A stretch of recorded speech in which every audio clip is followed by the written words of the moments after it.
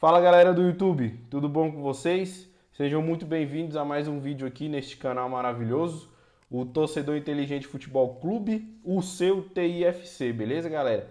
Já vai chegando aí, já vai deixando o like, compartilhando esse vídeo e, como vocês já sabem, meu nome é Pedro e eu falo aqui diretamente dos subúrbios de Brasília, beleza? E hoje a gente vai falar sobre altitude, tá? Tivemos dois jogos aí, dois jogos nessa semana que passou nessas condições. O Flamengo jogou contra a LDU, empatou. O Palmeiras jogou contra o Bolívar e ganhou. Inclusive o Palmeiras foi o primeiro time brasileiro a ganhar do Bolívar duas vezes lá em La Paz, na história, tá? Então, para vocês verem que o bicho pega lá. A primeira vitória foi em 2020 e a segunda aí na quinta passada. Abel Ferreira aí mais um número expressivo aí para a passagem dele aqui no Brasil, né, galera? E tem palmeirense aí que quer que o homem vá embora. Mas eu, como eu não torço pro Palmeiras, seria ótimo. Mas pros palmeirenses aí que ficam criticando o cara, se ele for embora, eu gostaria de ver as opiniões dos palmeirenses de quem é o substituto do Abel Ferreira, tá? Dependendo dos nomes aí, é melhor continuar com ele aí. Se o Abel Ferreira ficar aí, se ele ficar 10 anos no Palmeiras, o Palmeiras vai ter 10 anos de time competitivo, galera. Então, se ele for embora, vai ser difícil achar um substituto, viu? E vamos lá. Eu quero trazer uns dados históricos aqui sobre sobre esses jogos lá na altitude para entender por que é tão difícil jogar lá, né? E se a gente for considerar todas as competições sul-americanas, né, aí as competições da Conmebol, os times brasileiros jogaram cerca de 200 jogos lá na altitude, tá? Altitude acima de 2.500 metros, tá, galera? Que é a partir daí que a coisa começa a pegar, que o ar fica mais rarefeito, a bola, né, a velocidade da bola é muito maior. Então, aqui os números é considerando essa altura, tá? A partir de 2.500 metros. Abaixo disso aí ainda dá para controlar, dá para fazer um jogo tranquilo. Mas acima de 2.500 é onde o bicho pega e é onde que eu trouxe esses números aqui, tá? Não tem nenhum número aqui que não leve em consideração esse quesito aí da altura, tá bom?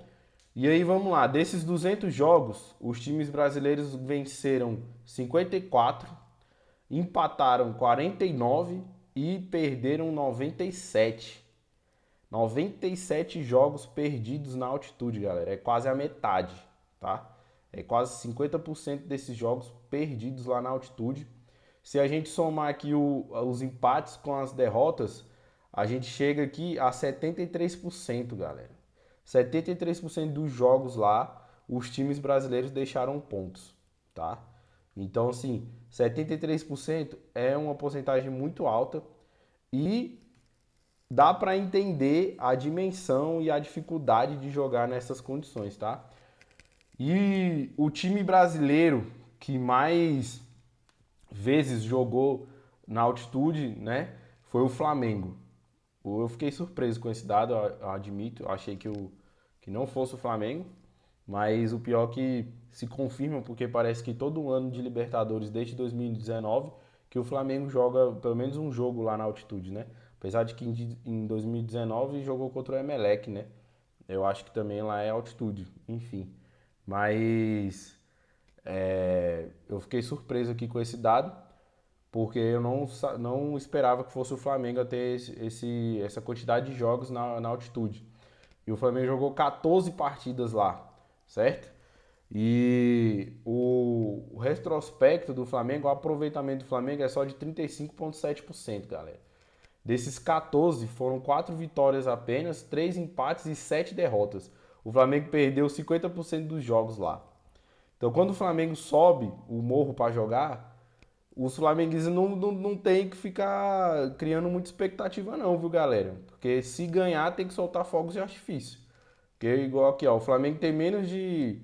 Flamengo, empate e derrota aqui são 10 jogos. Metade 7, metade é derrota. É muita coisa, galera. Então, o Flamengo sofre muito lá na altitude, é normal, né? O Flamengo sofrer. Diferente são os jogos quando o Flamengo vai lá e ganha, né? Apesar de que assim, subir o morro para jogar, por exemplo, contra o Independente Del Valle na época do Domenech lá e tomar 5 é complicado, mas se não tiver um plano de jogo adequado, vai sofrer e vai tomar na cabeça, né? 50% das vezes o Flamengo tomou na cabeça. Então, se ir lá achando que o elenco é melhor, que o investimento do Flamengo tem que se impor, isso daí não existe na altitude, tá? E aí, os outros times que têm números próximos ao do Flamengo é o Cruzeiro e o São Paulo. Eles têm menos jogos, mas também no ranking aqui, né, primeiro, segundo e terceiro colocado nesse aspecto aí de jogos na altitude. Primeiro é o Flamengo, depois é o São Paulo e depois é o Cruzeiro, tá? E também o retrospecto desses dois também não é bom. Fica é muito parelho aqui com relação ao do Flamengo, para você ver que não é só o Flamengo, todos os times do futebol brasileiro sofrem quando vai jogar lá e realmente é muito complicado. E bom, galera, esse vídeo aqui eu fiz mais porque quando geralmente tem jogos na altitude, você vê muito jornalista minimizando, né? Você vê muito esse pessoal que que cobre os times, né? Aqui no YouTube, né? Os comunicadores aí que são especializados em cobrir os clubes. Muito dessa galera, mas principalmente os jornalistas, né? Eles minimizam demais essa questão da altitude, falando, querendo colocar dentro de campo coisas que não entram, né? Por exemplo, o orçamento do Flamengo é maior, mas dinheiro não entra em campo, né? O elenco ser mais qualificado que os outros times, né? O Bolívar, né? Tradicionalmente aí que o Flamengo jogou 2 vezes no ano passado. O Bolívar, a LDU, tá certo assim que perder pro Alcas também não é uma coisa. O time era muito ruim, mas assim tudo isso, essas questões de financeiro, de qualidade de elenco, quando se vai para altitude, isso daí tudo se nivela, galera, por conta da condição climática do jogo ali, por conta da condição do ar, né? Todos os jogadores que você vê aí, os caras relatam que não consegue jogar direito, que falta o ar. E assim, quando você não consegue respirar direito, todo o seu corpo, a sua função ali, a função cognitiva, o cérebro, tudo fica mais lento, galera. Você não ter assim uma condição respiratória adequada te faz ter confusão mental. E imagina você não conseguir respirar direito e ficar jogando num campo enorme e que o tempo todo você tem que ficar dando pique para lá, pique para cá. Então assim, o cansaço vem mais rápido, né? E eu fico vendo os jornalistas minimizando essa questão da altitude, colocando esses outros aspectos que, como eu disse aqui, são aspectos que não entram em campo. São aspectos que ficam ali no pré-jogo, que ficam ali falando em antecedência no jogo. Mas quando entra em campo, 11 contra 11, sendo que o 11 do outro lado é totalmente acostumado, totalmente acostumado assim, né? Porque os caras jogam nessas condições todos os jogos. Então, para eles eles já estão ali totalmente adaptados, eles sabem dosar e sabem que a hora de correr, a hora de tentar dar uma acalmada no jogo para poder dar uma respirada. Agora o time brasileiro não. O time brasileiro joga lá uma vez por ano, né? Tem um estudo aí que fala que para poder se ambientar a essa condição climática você precisaria de no mínimo 2 semanas. E não é inviável, não tem como um time de futebol, não só pode ser qualquer time de futebol do planeta. Se ele for para lá para jogar na altitude, não tem como ele ir 2 semanas antes, né?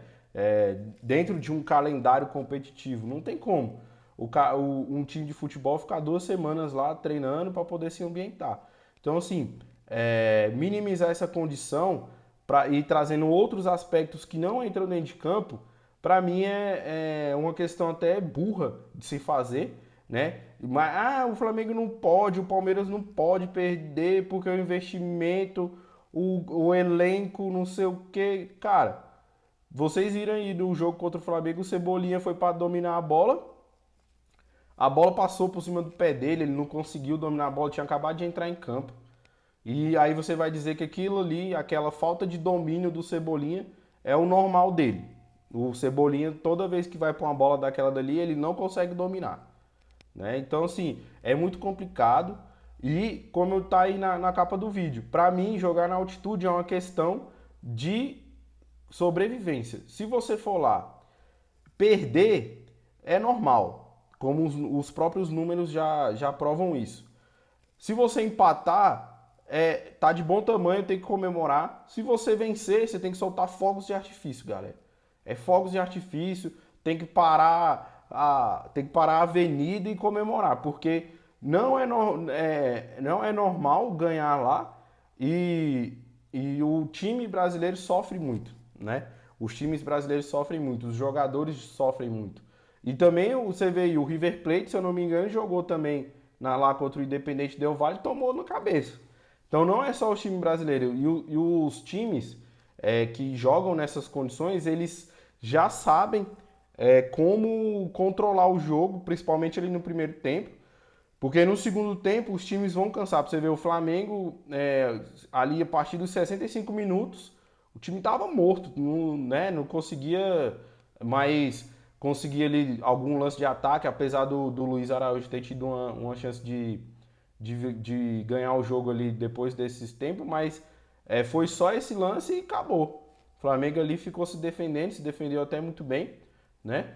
Mas ir para lá, subir o morro, é uma questão de sobrevivência e minimizar essa questão da altitude, para mim, é uma questão muito burra por parte dos jornalistas, por parte de quem cobre times, porque acaba inflamando a torcida, né?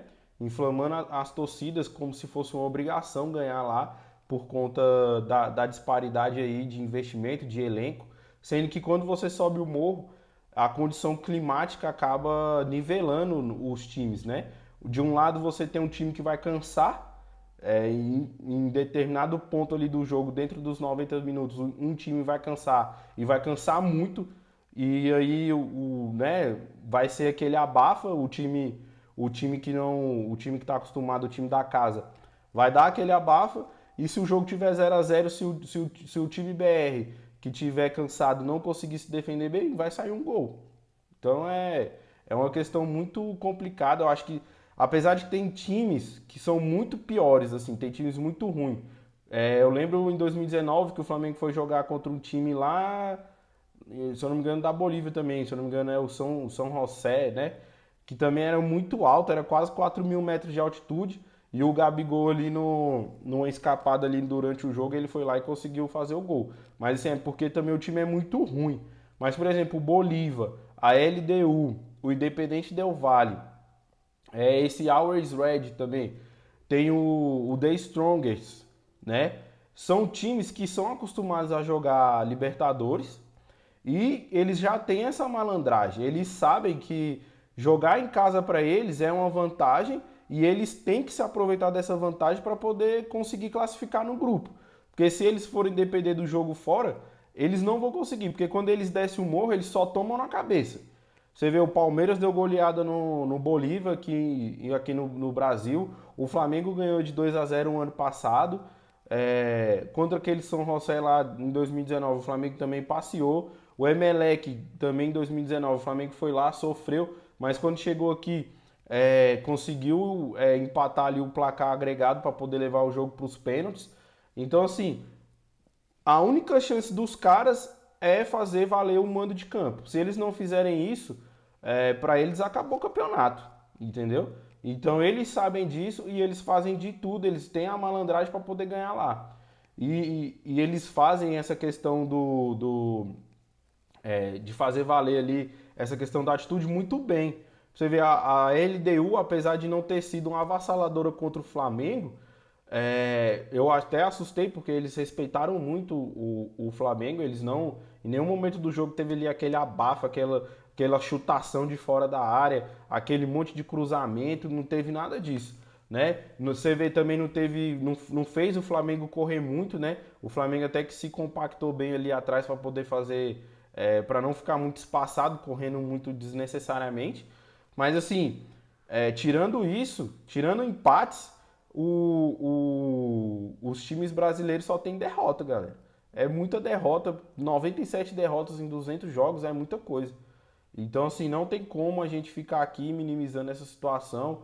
É, teve até o pilhado lá na Jovem Pan fazendo aposta com o Vampeta. E aí, pra mim, ele foi até um pouco malandro, porque ele queria um empate, né? Não, se você me der um empate, eu aposto, não sei o quê. Acabou que nenhum dos dois ganhou, porque o LDU não ganhou, né? E, enfim, o jogo terminou empatado e o Vampeta não deu essa vantagem pra ele. Mas, assim, não dá pra minimizar, galera. Não dá, não dá. E você vê assim, pós-jogos, a galera analisando o pós-jogo desses jogos em altitude, e eles tendem a falar, não pode cansar desse jeito, a preparação física tem que ser melhor, não sei o que. Não tem como, galera. Como eu falei aqui, são 2 semanas para poder se ambientar. Não existe preparação física boa o suficiente para preparar o jogador chegar lá e ele jogar 90 minutos numa rotatividade igual ao nível do mar. Isso não existe, isso é cientificamente impossível, tá? Então, assim, não caiam nessa pilha desses jornalistas, dessa galera. Quando o seu time for subir o morro, não crie expectativa. Se perder, pô, vamos lá, galera, vamos incentivar o time, certo? Se empatar, tá de bom tamanho, tem que comemorar. Dependendo ali da situação do grupo, se o empate for o necessário para poder classificar, aí é que tem que comemorar mesmo. E se ganhar, tem que soltar fogos de artifício. A torcida do Palmeiras tinha que estar soltando fogo de artifício e parando aqui aquela avenida que tem ali do lado do Allianz Parque para poder comemorar, certo? Porque pô, o time ganhou 2 vezes. Igual eu falei, é o time brasileiro com o melhor desempenho na altitude nesse recorte recente aí, desde que o Abel chegou. E pra você ver, um treinador português, claro, ele já está há 5 anos no Palmeiras, mas assim, ele teve que se adaptar ali, ele já pegou a manha de como jogar lá, de como preparar o time dele, né, para jogar lá. Então, parabéns aí pro Abel Ferreira e para a comissão técnica dele, porque não é fácil, tá? E assim, finalizando aqui o vídeo, só isso mesmo, esse recado que eu queria passar aí para vocês não ficarem caindo aí nessas pilhas desnecessárias de jornalistas, que para mim é muito desnecessário, eles tinham que mandar a real, falar que realmente não dá e como eu disse, não pilhar demais as torcidas, não inflamar demais as torcidas para não que se crie uma expectativa exacerbada, sendo que diante do retrospecto, vencer na altitude para brasileiro, a cada 2 jogos que eles vão lá, eles vencem um, né? E o Flamengo aqui, coitado, o Flamengo para ganhar um jogo lá teve que perder muito. Então é muito complicado, tá, galera? Não caiu nessa pilha aí. E como tá aí na capa do vídeo, pra mim é uma questão de sobrevivência. Se você pensa igual, deixa aqui nos comentários, beleza? Vamos debater aí esse assunto. Diz aqui pra mim o que você acha sobre esses jogos na altitude, né? Se realmente tem que ganhar porque o investimento do time é maior, porque o elenco é melhor. Se você acha que essa questão de o ar mais rarefeito, a bola correr mais rápido, não tem nada a ver, que o jogador é robô, tem que se esforçar mais. Você vê, teve um vídeo na Flá TV o ano passado, que no intervalo do jogo ali, o Pulgar, o Luiz Araújo, o Bruno Henrique, vários jogadores do Flamengo ali, os caras tomando ali naquela bomba de oxigênio para poder voltar pro segundo tempo.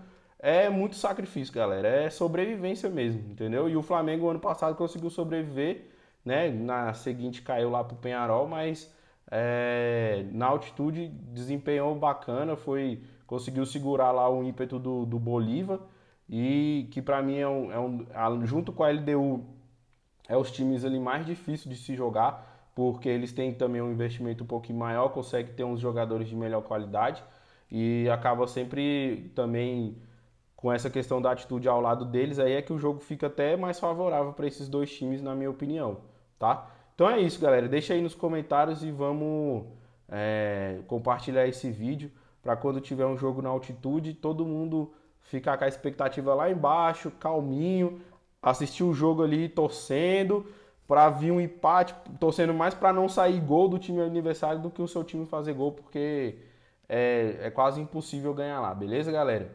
E eu vou ficando por aqui. Como eu disse aí, parabéns ao Palmeiras, ao Abel e aos atletas pelo sacrifício e pelas as duas vitórias aí, né? Pela marca histórica que conseguiram atingir.